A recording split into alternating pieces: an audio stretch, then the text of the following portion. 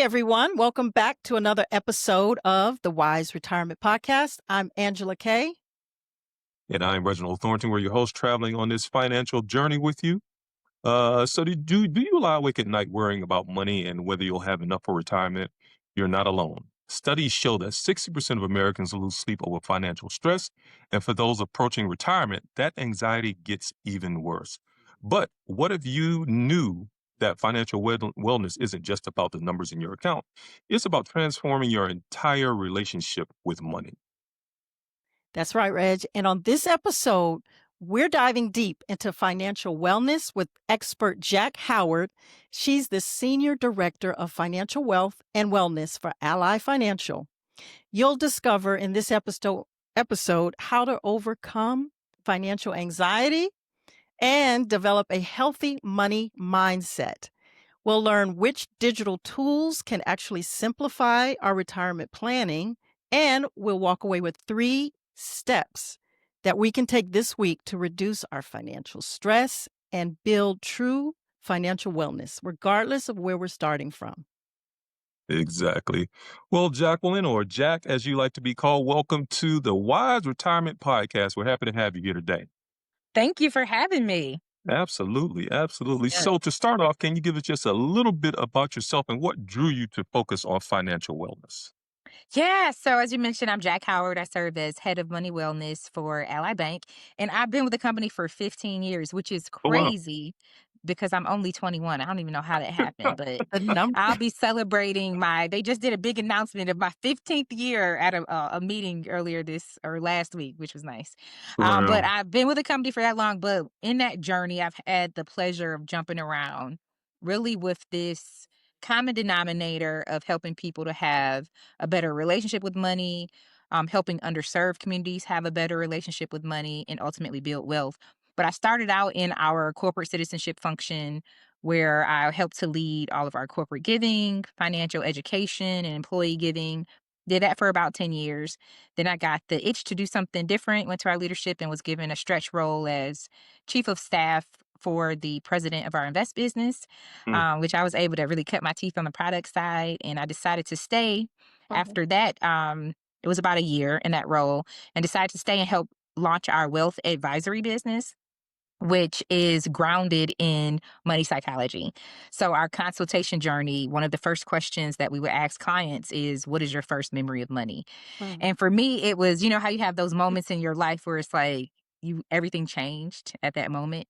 Mm. So Yeah. for me with that question, everything changed because I've had such an extensive background with financial education and really trying to get to we know the right thing to do, but you don't do it.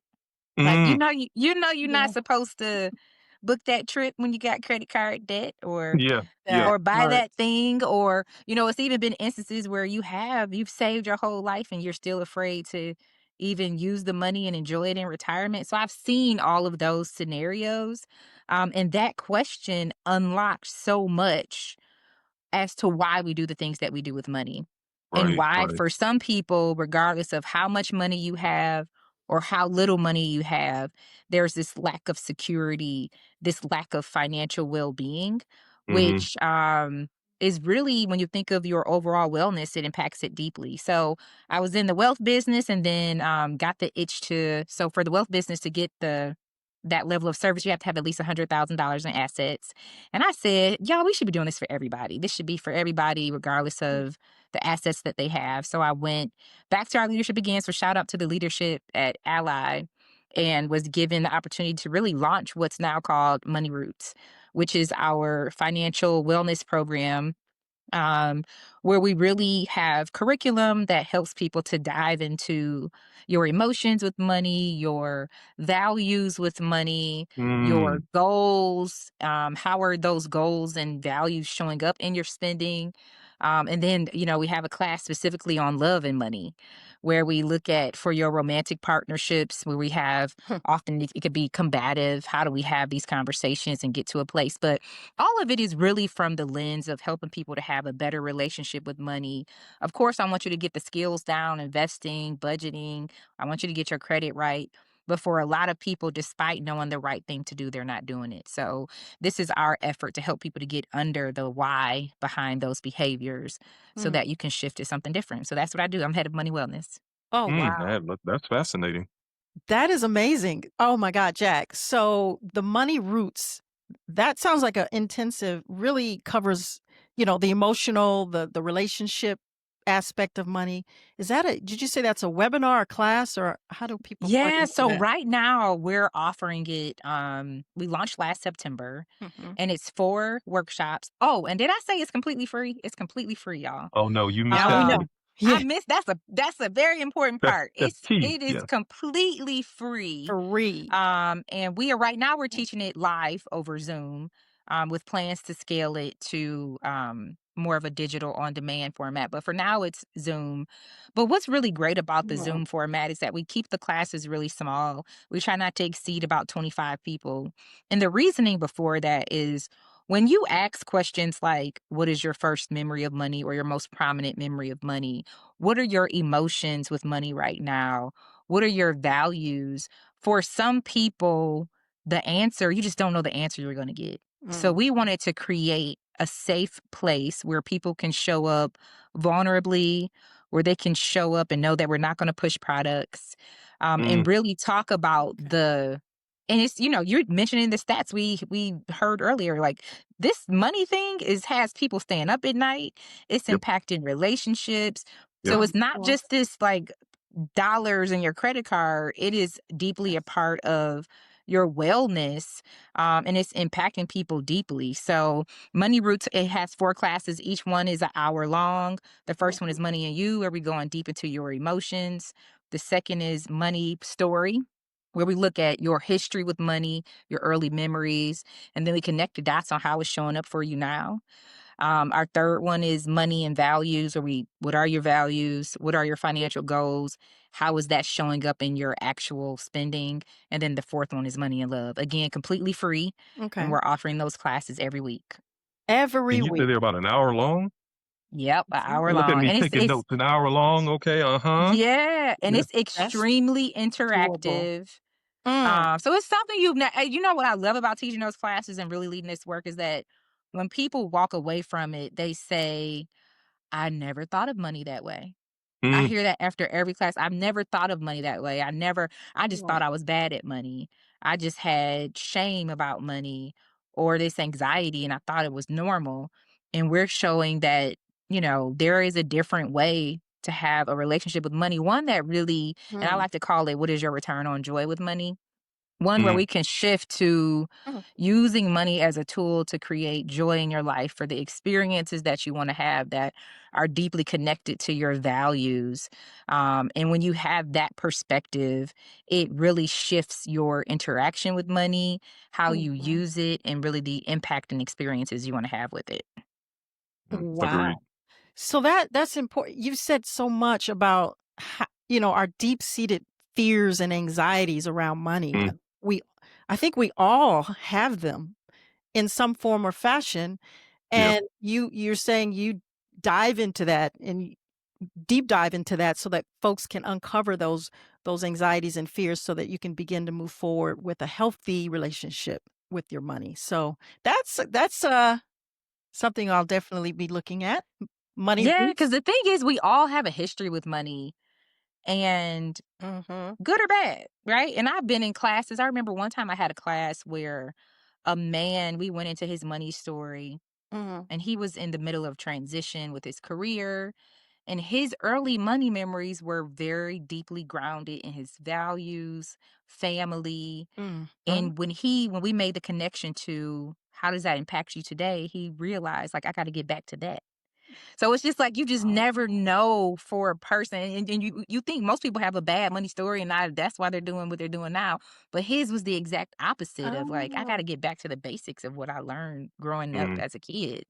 So, like, can you change your past? No, but we can reflect upon how it shows up for us now. And you get to Mhm. decide, you get to be aware and present and mindful. And we'll get into that, a lot of this mindless spending and thing that we're seeing through social media and just this, clicking and You get to buy things, but what it has allowed us to do is just be mindless with money. Mm. And when we take a step back with the money roots classes, I'm making you think about it. Like, why did you buy that shirt Yeah. when you Right. Yeah. knew you couldn't afford it? Yeah. And it's Yeah. not from a place of shame. It's let's get to it because what I find is that a lot of these money cycles they just happen over and over again. You're gonna get even if I give you Um, all the snowball avalanche tools to get out of debt, yeah. until we address why you keep getting in debt, it's just gonna happen over and over again. And that's what we're trying to do with the money roots classes is get to like what's the why behind this? Because I can give you the skills, but until you get to the root of these things, the behaviors will persist. Wow. That's that's something we have to think before we click. Okay. Yeah, it's very true, very true. And speaking of the money roots, I see that is the beginning of a different mindset, And so when you're teaching these money roots classes, what do you see is as like the first step in the transformation? What do you think is the best way for people to get that mindset to start moving in that direction? Yeah. So we have in that first class, Money Plus You is all mindset. Okay. And it's really I just want you to Mhm. even acknowledge it's a thing. So the first thing Hmm. is we have Yeah. a emotion wheel and we have all these emotions on there and I ask the participants like just click off how are you feeling about money today? And you see everything from anxious, overwhelmed, hopeful, ashamed. Mm, mhm. Let's check in on those emotions and again, how are those emotions showing up with your spending? Hmm. And then from there, once we're able to check in on what your emotions are, we have something that's called the money wellness chain reaction, where the process is your thoughts and create your emotions, and your emotions create your behaviors. So I got to get you to think differently with your mindset. Getting that mindset together is the difference between being paralyzed and doing nothing and having Mm, action. So, Hmm. for example, a common theme that I'm hearing right now is I might lose my job, right? Just because we know what's going on in the world mhm. with the economy. I may lose my job to AI. I may lose my job from Yes. downsizing. So, that is the thought that someone may have. I'm going to lose my job. I'm going to Mhm. lose my job. I'm going to lose my job. I'm going to lose my job. Which, what is the emotion that comes up with that? Anxiety, Mhm. Hmm. overwhelm, and Hmm. then the behavior for that typically is you don't do anything. You're paralyzed. You're not sleeping at night because it's I'm gonna lose my job. I'm gonna lose my job. I'm gonna lose my job. Huh. Whereas in the class, I invite the other participants like let's help this person shift their mindset to get to something different. Yeah. So it could be um, I'm in this class right now preparing myself financially with my mindset, which will eventually get me to having an emergency savings, or I may lose my job, but I cannot control if I lose my job or not. But what I can control is updating my resume right now. What I can control is taking that certification. So we help them brainstorm on new thoughts, which then gets you see people perk up in the class like, oh, yeah, you're right. I am going to do that resume, which Right. gets us to that action of I updated my resume and now I'm looking for other opportunities. Mhm. So, with that money wellness chain reaction, our goal is to get you from the space of anxiety overwhelm to one Mhm. of action Hmm. by how can we tackle the thoughts that because a lot of times your thoughts these anxieties are not real for a lot of people, Hmm. right? A lot we're oftentimes having feeling anxious about things that have not come true, Right. and for the Hmm. things that have come true, like let's deal with it head on and get to a place of getting to action. So that's one of my favorite things to teach in money roots is that money wellness chain reaction to get you from a place of really owning your thoughts to get to a better place with action. I Okay. like that. Yeah. That's like key, the foundation. And you build from there. The mind shift. It Um, is I love it. The mind shift is the powerful. foundation. Okay, so Jack, if we're thinking about mindset and mind shift, what is the difference between a scarcity mindset versus an abundance mindset and how that shift can change our entire approach to our planning for Yeah. So, what I love about this work is that I'm looking at your money as a part of your total well being. Mm, So, it's just as important as your career, your fitness, your relationships, how you're involved in your community. And when we look at it through the lens of well being, there has to be some maintenance again on how we look at things. Mhm. So for someone who is looking at life through a scarcity mindset, it's really saying that your well-being, your money well-being, you do not feel safe with money. You do not feel safe with your relationship with money. And how that can show up in a scarcity mindset is um this could be for a multimillionaire. You could have Hmm. millions of dollars in the bank, but you're afraid to spend it mm, because there may be a money story behind that of scarcity where you didn't have enough growing up as a kid. Yeah. Um, so that's just one example versus on the flip side of it, I can have work with someone who has moderate income but has more of an abundance mindset where mhm. they have enough to, um, navigate what they need in life, but their Yep. security with money and their well being is different. So it's really looking at what is enough for you. So exploring this idea of enough because that is different for everybody, regardless of income. And once you understand your enough, I find that you got people who are either like hyper consumers or hyper savers. And then we all kind of are in the middle. Mhm. And for those hyper consumers, it's the enough of I have enough things Yeah. Mhm. or I have my limit is this, right? Because those things are not gonna typically things don't get you well being, experiences, and helping other people do. Mhm. Or you have the folks who are hyper savers where you're saving so much that you can't enjoy the money and use it for experiences. So I'm hoping you to get to the middle of stepping out of that scarcity mindset to one of abundance and really not only abundance but financial well-being, having a strong financial well-being where you feel safe with your relationship with money. Which Okay. is Do hard. It's easier said than done.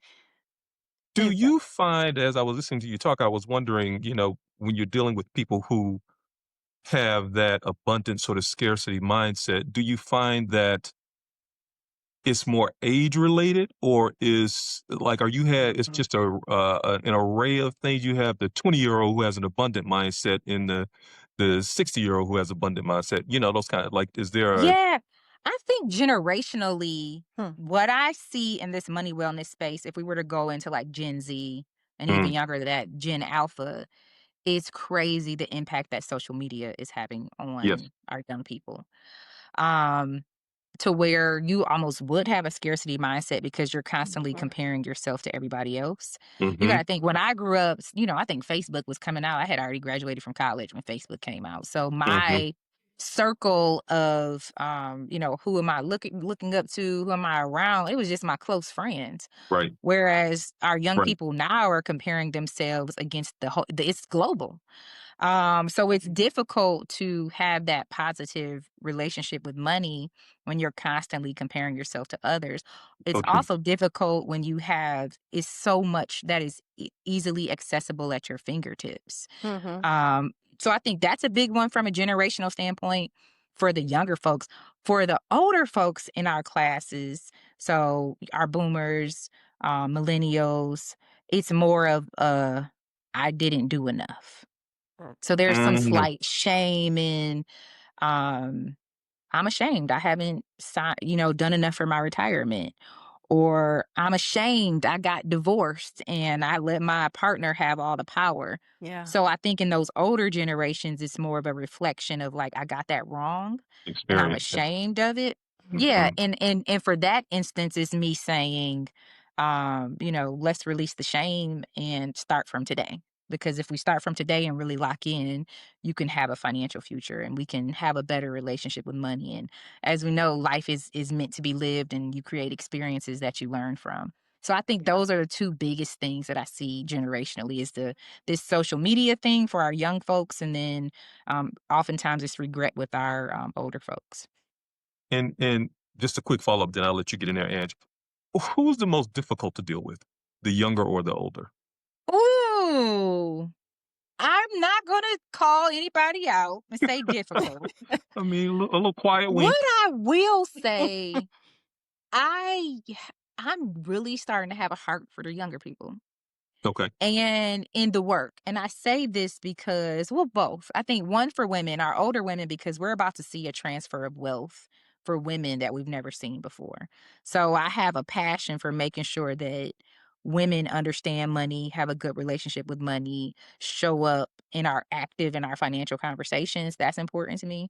But Mhm. then when we think of our younger generation, it's really looking at it from they have so much information at their fingertips Mhm. Yep. Yep. that they're also really big on well-being. So for the work that I do, young people are saying like we demand this. Yep. We Right. demand for money wellness to be a part of it because I want to sleep at night.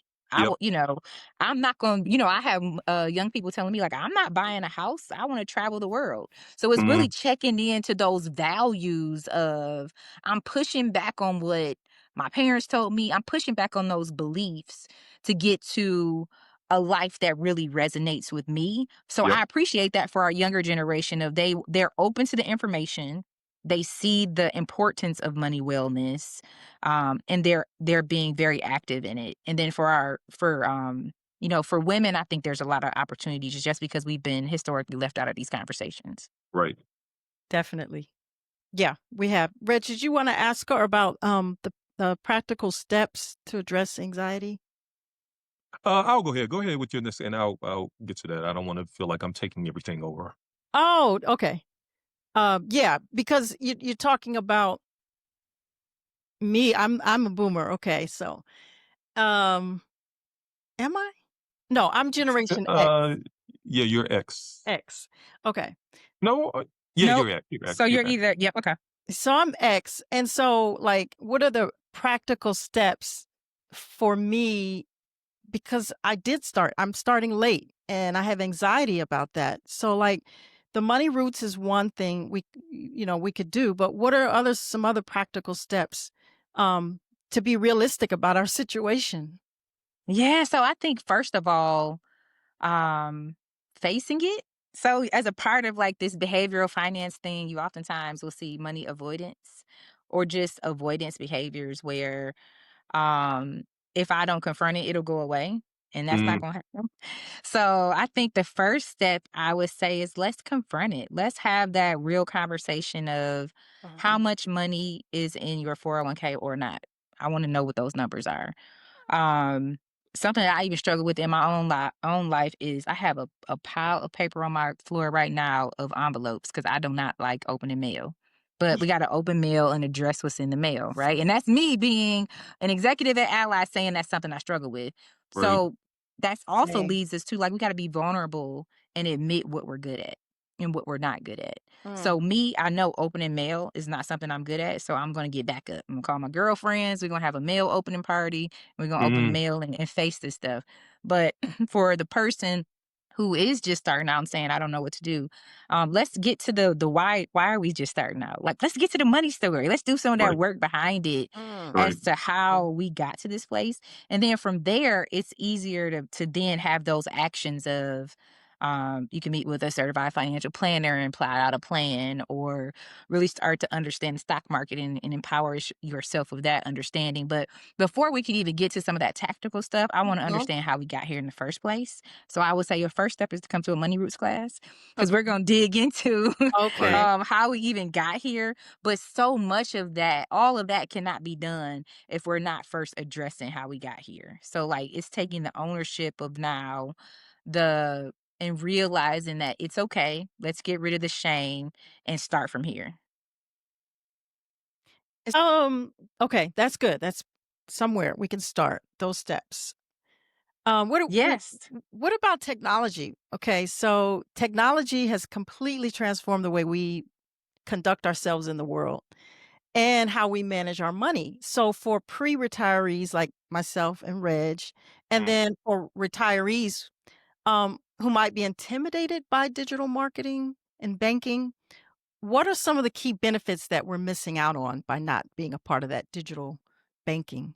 Well, yeah, I think with digital banking, you get the benefit of it 24 hours, so it's 24/7. And in no way am I pushing ally products, but if you should happen to have an ally product, we also have a customer care team, humans that are available for you as well. Mhm. We also have so many resources on our website with articles, free resources like what I mentioned for money routes. So just being a part of a digital bank, you have so many opportunities and tools at your fingertips. So, and I know it can be intimidating if you're used Mhm. to like, I'm going into my branch and I see the branch manager. Yes. But we want to still build that relationship with you, something comparable. For example, my role as head of money wellness, it's really with the goal of humanizing banking and giving you that digital access. But then at the same time, you can go onto Allies social media on LinkedIn and Instagram, and you'll see my face. Mhm. You'll see the faces of other people who hopefully reflect the look of our customers, so you could feel safe knowing that you have somebody to guide you through some of these topics that are so important. So I would say for folks who are hesitant to take the leap, know that people like me are there. We got Mhm. humans there to help you.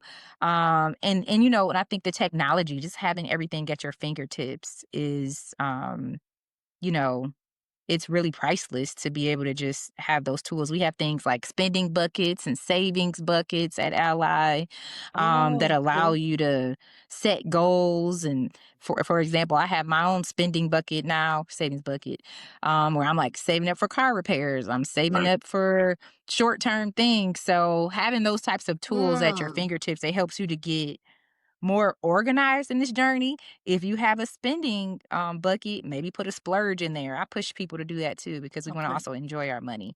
So Yes. just getting organized and using those digital tools to help you to once you come to a money roots class and figure out what's going on, now we have Mm. things that can actually help you to implement it. Okay. And kind of piggybacking on the automation piece, I think our generation, the Gen X generation, I'm not sure what generation you're a part of, but I think we were that first generation where the we were really immersed in everything. Like the phones kind of crept in around, I guess, phones maybe early '80s, the big brick phones. So you got Yeah, I the had one of cell those. phones, and then you kind of transition from that to the personal PDA. So we Yeah. were kind of like the guinea pigs, and then our kids became like that's their lives. So I guess my question to you is there's probably a fine line between what should be automated and what you should do manually, or is there? Can should you balance that? I love that question. So I think it's definitely on a case by case basis. Um, and again, that's getting to know your money personality.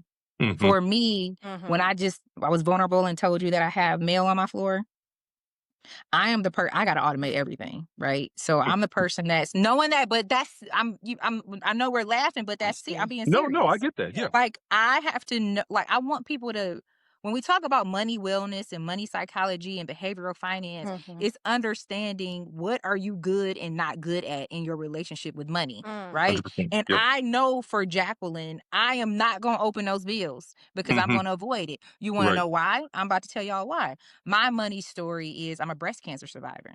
Okay. So I'm a Oh, breast cancer congratulations. survivor. Thank you. There was a period of my Gotcha. life where I got medical bills on top of medical bills on top of medical Mhm. bills. Right. So Fair. my story is I just stopped. I just avoid the mail. Right. Right. Right, right, I could pay the bills. I right, just don't want to see a reminder that I had cancer with all these right. medical bills. Mhm. That has carried on with me now. I know that because I've worked on my money story. I got Mhm. to the root of girl, what is the problem with you in these bills? Like, why Right, won't you open this? right, Which got me to a place now of Mm. I understand why I don't open the bills. It's deeper than just this piece of paper. And how do I navigate that now? I know that I'm going to have a mail opening party with my girlfriends, which I literally have. I will Oh. invite my girlfriends over to help me to open my mail. And then two, I automate everything. So mhm, I'm gonna automate everything because I know that's a weakness that I have when it comes to Hmm. my relationship with money. I'm not a big person of saying you should do this and you should do that.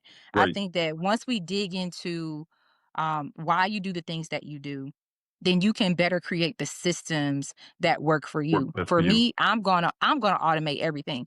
For Mm. somebody else, they may feel actually signing into their bank account and doing it manually, it satisfies them in some way. But we got to understand the why behind it to get to ultimately the behavior is to pay the bill, Yep. right? The Yep. behavior On that I time. want you to have is to put, 10 to 20% into your retirement account. Whatever we got to Mm. do to get to that behavior, Yeah.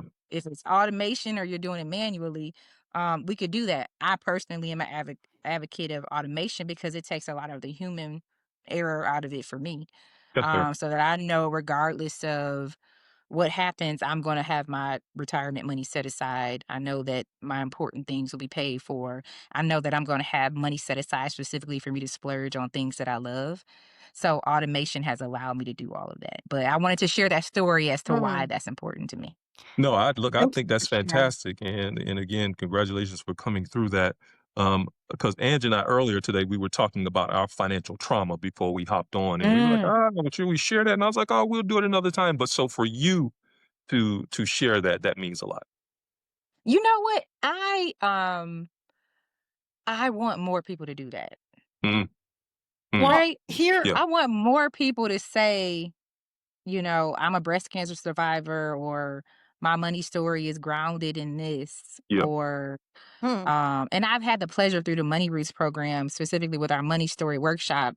I've heard some really hard things from people about yeah, their money trauma. yeah. And it's so freeing, mm, however, to talk about it. Mhm, I've had a class where a young person would say, my first memory of money is the tooth fairy. mhm. I mm, got money from the tooth fairy, That's right. but then my mother needed money for whatever and took the money, right? Oh. And now that's that person's memory of money. So now when we come back to being an adult and you got issues with money and feeling safe, we're taking it back to the tooth fairy. right, Um, and it seems funny, like when you hear like, "Oh, it's a tooth fairy and your mom." Mhm. However, and I'm gonna give you one more story on that. I have a 9-year-old who's losing all her teeth, and she got a tooth came out. We ended up giving her like $20. It was more than she should have received. woo, woo, I need to come to It's your one of those house. things like It's on a come you're up. right. It's one of those things like you just didn't have cash, right? Right, Um, and I told her that the tooth fairy gave her this, but I need to I took it away because I didn't want her to lose it. right, I failed to tell her that. I failed to tell her that mom took the money to keep it safe because the tooth fairy delivered it, right? right, Mhm. By me not connecting the dots. It wasn't until I was in a class and I heard somebody else say that, and I'm like, "Oh my goodness, that parent may not have taken that money for because they needed it. They could have just right, taken it to keep it safe. But if I never communicate that to my child, I Mhm. done created money trauma in her." Right. right, So it's really understanding like these money traumas can be big or small, yeah, but really honoring them and verbalizing them in your life with your children, with your friends, with your romantic partner, so that now you have more understanding as to why your partner is an overspender. And it's not mm, you just attacking them for being an overspender. Now I understand why, because I understand your money story. So when you Mm. said like we need to talk, should I talk about my trauma? I want us to get to a place where we do, because I think it will heal a lot of the relationships that we all have with money and really create a lot more understanding with the people that we love. mhm, Yeah, I would so true. echo what Reg said. Thank you for sharing your story. And congratulations on being a survivor. Thank you. Um, I do have the same issue as you with the envelopes. I don't know Mm, what it is about I don't like opening mail. It just piles up constantly. Mhm. I don't open it. And then another trauma I have, I don't know what that stems from. Maybe I need to get in your class, but Yep. I'm I thinking so. I s no matter how much money I have in the bank, I'll have enough, go to the grocery store, and I still hesitate sometimes, like, "Oh, do I have money in there?" And I know I do, Mm. but there's some trauma there, you know what I'm saying? Right, Yeah, yeah, yeah. No, seriously. So I bet something happened when you were younger no question. where we were in line and somebody didn't have the money to pay for it, Yeah. right? Exactly. And Or and I didn't have now enough to pay for it. or you didn't have enough to pay Yeah. for it, and like now we're reliving it. Yep, Yeah. Um Yeah. So when I talked about that money wellness chain reaction, that's a mindset. So for me, in that instance, I would say when you're at the grocery store, you're going into it saying like, I have more than enough to pay for everything. Mhm, I'm mhm. so I'm so thankful that I have more than enough to pay for everything. Oh, I have yes. more than I'm so thankful I get to remind myself that I have more than enough to pay for these groceries because Okay. Mm, I've laid an amazing financial foundation for myself. So like for you, you would need to go into the grocery store with that track in your mind Yeah. to help you to change the behavior of getting to that register and pausing. Yeah. Which oftentimes we don't do that. We just gonna keep going to the grocery store and pause for the rest of our lives. And I don't want that for you. right. That's so I true. don't want that for you. I want you to go Thank you. proudly Right, in that right. grocery store line and get whatever you want, and enjoy the experience. Yeah. But that's just an example. Okay. A lot of people are carrying Okay. that same type of feeling, and we don't even realize it. Okay. I see where Okay. I see what you did there. I'm You see doing it? that talk to myself, that positive talk. That's what I need to do. Got it. Yep. So, okay, if we're talking about, we're talking about financial wellness, and it's really not a solo journey, okay? You might be single, you might be married, but it's not a journey that we should do alone necessarily. So, what kinds of support systems, you mentioned your girlfriends helping out, that we should build around us, um and how do we know when we need professional help? Ooh, good, good, good. So I think I want to get to a place in the world where we're all talking about money.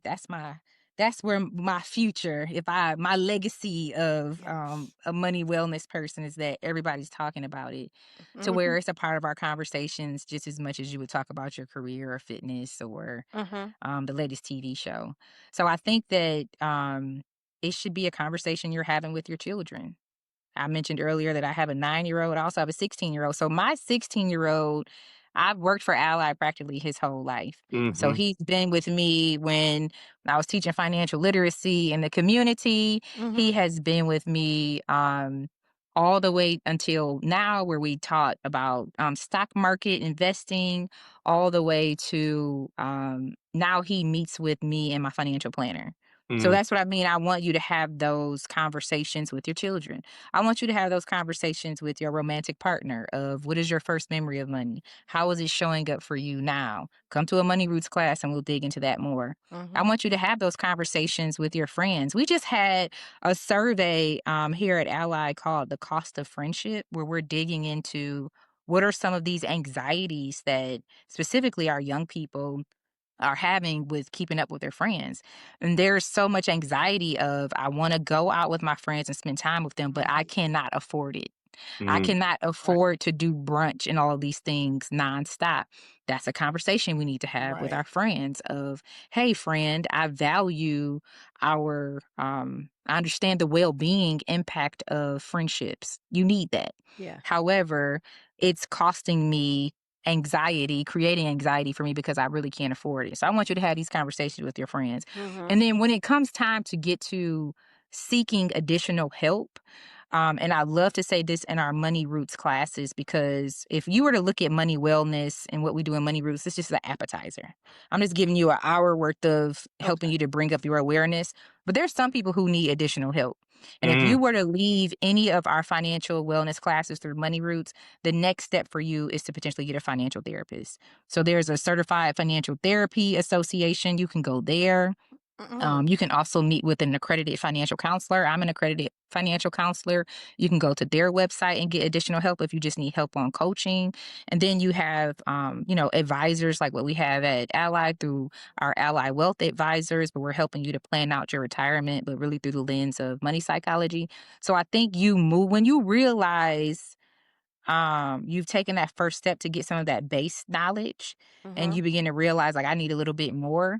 That's when we can tap into financial counselors, financial therapists, and financial advisors.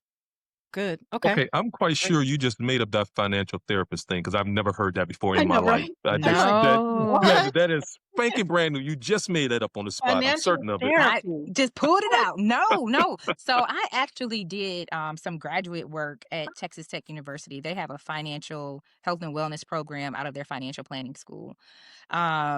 And my mentor professor is a financial therapist. So there are Mm, people who are going deep in this work.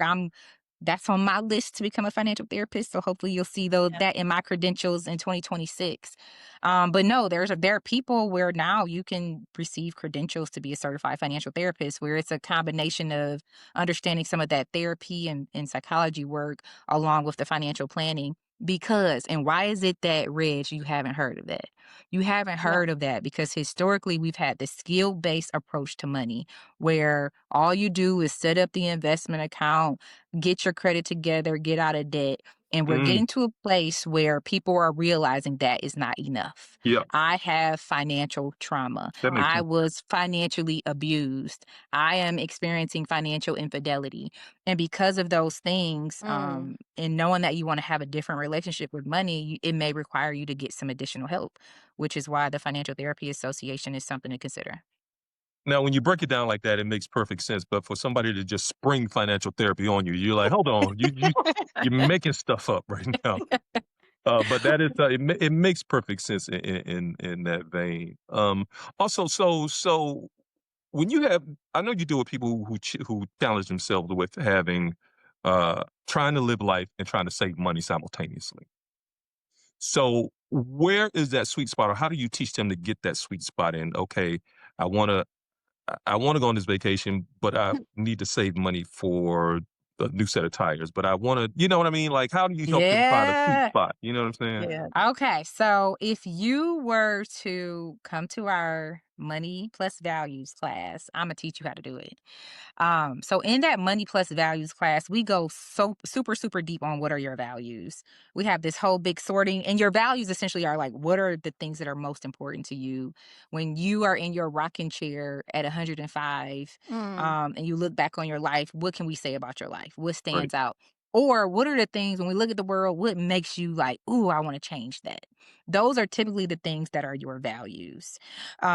So we have you really dig into what your values we work on that for a good 30 minutes. Okay. From there, we're now to able to say, how is it showing up in your money? Is it showing up some of the time, none of the time, all of the time? Right. And for most people, your values are not showing up in your money.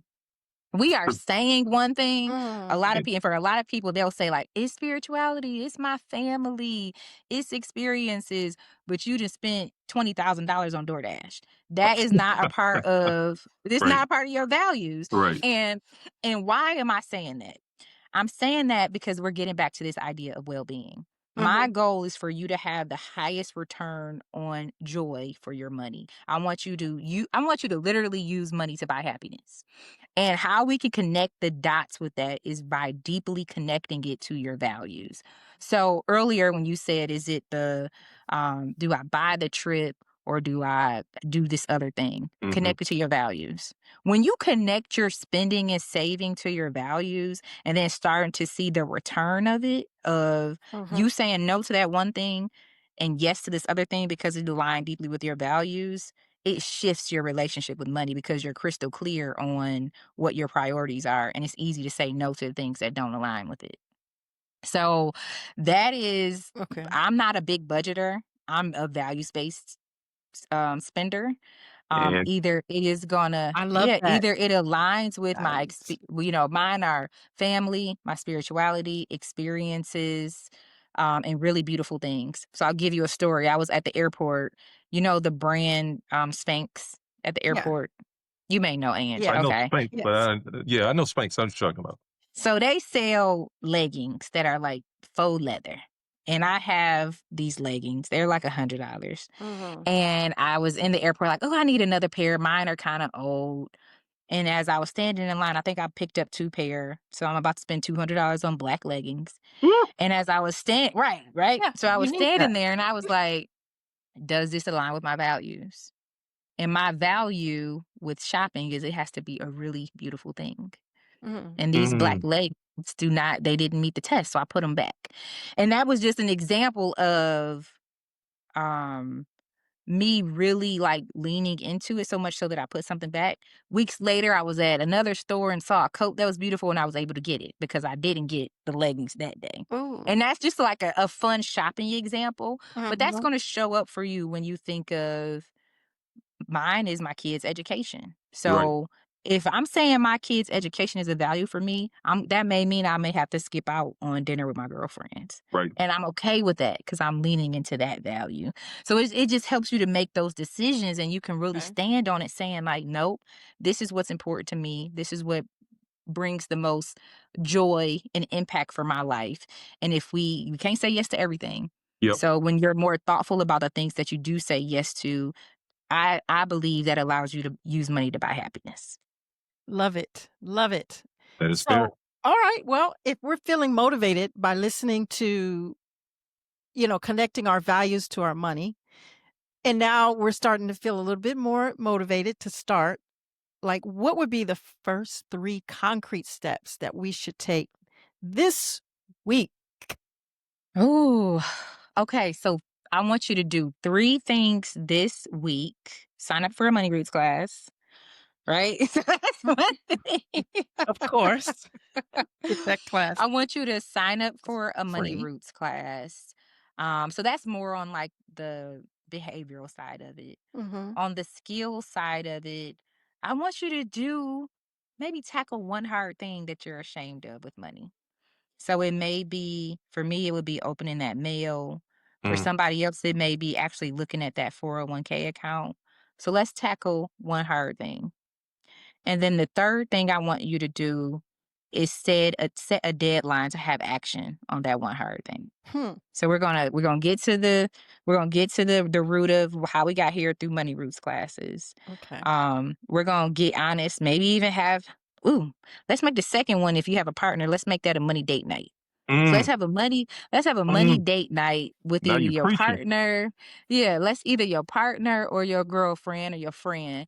And Mhm. we're gonna talk about and be vulnerable. Like this is one thing that's really hard for me with money. Let's talk Oh, about it and talk about why. let's talk about And it. then the third thing I want you to do is to have action against what we can do to start to conquer that. Got it. Got it. Those are 3 things I want you to do. And I'm picking those 3 things because it's a combination of skills and behaviors. We're shifting how we talk about money. We're shifting the people that we allow into our conversations. We're shifting to get to different behaviors. We're addressing shame. We're getting to a Mhm. place of action and having different behaviors. So I think those are gonna be my 3. And that's probably not what people are used to hearing. I want you to open a bank account, do this. No, mm-mm. So I'm gonna give a different perspective because I want again for you to get that highest return on joy with your money. Oh, I love Yeah, it. and of course, I mean, if you're talking about mindset, I mean, those things are in line with all of that, so that works perfectly. Mm, Um, I do have another question Exactly. about resources because I know you didn't get here without studying certain things or things that you refer back to. So do you have certain resources that books or apps or, Yes. websites or whatever that you kind of, just 2 or 3 things that you use kind of refer back to regularly? Yeah, so I love books. mhm. Adore books. So I'm constantly using Audible. There's also free versions of that through your local library where you can download the books for free. Okay. But some of my favorite books are The Psychology of Money by Morgan Housel. That's a really baseline on all of these things that I'm talking about in your Mhm. relationship with money. Mhm. I love the old school Millionaire Next Door Mm. by Thomas Stanley. I know that's an old one, but it really still serves as a foundation for me of like really the simple things with Mhm. money and Mhm. just like the discipline of that automation and those things and how it can help you to build wealth. So Okay. I'm always listening to a book. Something that I also go back to is I'm always learning. So I mentioned the certification I got from Texas Tech. Mhm. Mhm. Um, I'm, working on the certified financial therapy thing now. So Mm, I also encourage people for just areas of money where you don't feel strong, get resources. And one that I love to talk about is Better Investing. So Mm. Better Investing is a nonprofit organization where they really help you to understand the fundamentals of investing. Um, and I love that. It's like the membership is like $300, so it's super affordable, but it gets you to the basics. So I love to give people resources to feel empowered Mhm. to Mhm. learn, to really debunk this money stuff, Yeah. you know, as much as you can. Yep. Podcasts, I enjoy listening to podcasts. Mhm. We talked about InvestFest earlier. So Ally had a Yeah. long-term relationship with the folks at Earn Your Leisure. So that's just one example, but find those podcasts that resonate with you, find those books that resonate with you. And I think we got to shift from looking at this money thing as like we're done Mhm. once you reach once I reach 100,000 or 1,000,000 or 10,000,000, I'm done. Hmm. When it really has to be more of a journey Yep. of this is going to be a constant piece of your well-being, as I Okay. mentioned earlier. So it's not really tied to a dollar amount. It's more so tied to how you feel about it. And when we look at it from that lens, we got to constantly put in Yeah. the work to make sure that we're getting what we need out of the money that then allows us to have the impact. Because the goal is ultimately to use the money to have impact Right. that supports your values. Uh, So, and that's an ongoing process. It's really a lifelong thing. So I'll be okay. I'll be Yeah. reading books and listening to podcasts probably till I'm 100 or Yeah. whatever is out then. Good, Yeah, good, I'm a good. podcast person myself. Hopefully it's the Wise Retirement podcast. Exactly. Yes. Yes, definitely. Yeah. So, okay. That was awesome, Jack. And to recap what we've learned, one of the things that stuck with me was the return on joy that you Mm. spoke about earlier. Like, okay, so I'm not looking at money just of something in my bank account, but it's something that I can make an impact on. It's something I can, re- like, align with my values. So now I'm starting to feel okay, different about what money can do. And so, regardless of where I'm starting from, which is behind, but Yes, but did you see no, and that's fine, we can work on that. Once we get the mindset together, we can get a plan to get catch up. But did yes, you see how yeah. when you said that, like, you perked up? You did a little shimmy with your shoulders. Um, I but always do I'm that. when we shift to looking at it as a tool to get to return on joy, then I can tell you to still save 20% of your income, right? Now I can tell you we're gonna pause on that trip because it doesn't align with our values, Okay. right? Yeah. So Mhm. now it takes some of the no's that we may have to navigate to get to if you are playing catch up. Good. Oh, Some of the adjustments that we may have to make to get to where you want to be becomes more palatable mm, because we're now aligning it with your values with the goal of getting to this new goal of this certain amount of money so I can have this certain amount of impact on my family and this certain amount of impact on my community. That shifts this conversation that we're having with money, and yeah. that's how you get to that place of the return on joy. But I just want to call out the shimmy that you did. I don't know where that um comes from.